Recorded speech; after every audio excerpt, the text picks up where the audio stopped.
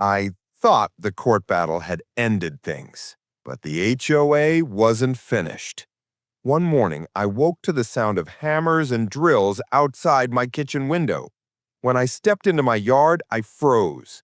A crew of workers was pouring cement right on my property line, not a foot away, but deep into my land. Posts were going up, lumber stacked high, and in the middle of it all, the HOA president stood with his clipboard, barking orders like he owned the place. I stormed over, demanding to know what they were doing. He didn't even flinch. Community expansion, he said flatly. A new HOA shed. Your yard was the best spot. My jaw dropped. This is my property, I shouted. He smirked. Not anymore. The board voted. Consider it reassigned. Neighbors gathered quickly, phones raised, watching the madness unfold. Rage bubbled in my chest.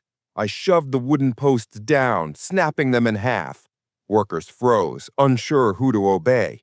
The president's smug grin turned to fury.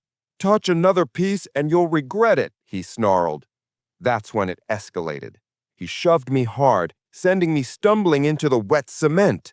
Laughter erupted from a few board members. Something snapped inside me. Covered in cement, I lunged back, tackling him into the dirt. The crowd gasped as fists flew, dust and debris scattering across the yard.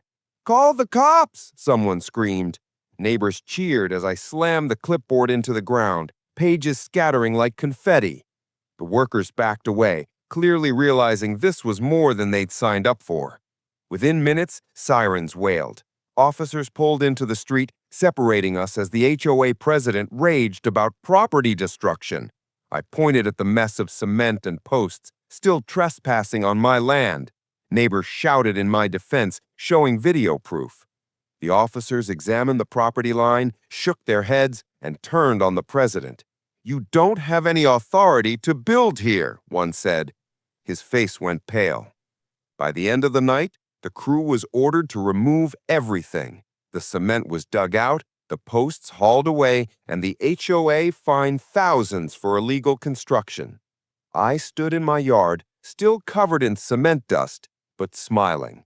They had tried to take my land. Instead, they lost their grip on the entire neighborhood. I am Liam. Subscribe for more HOA madness. Thanks.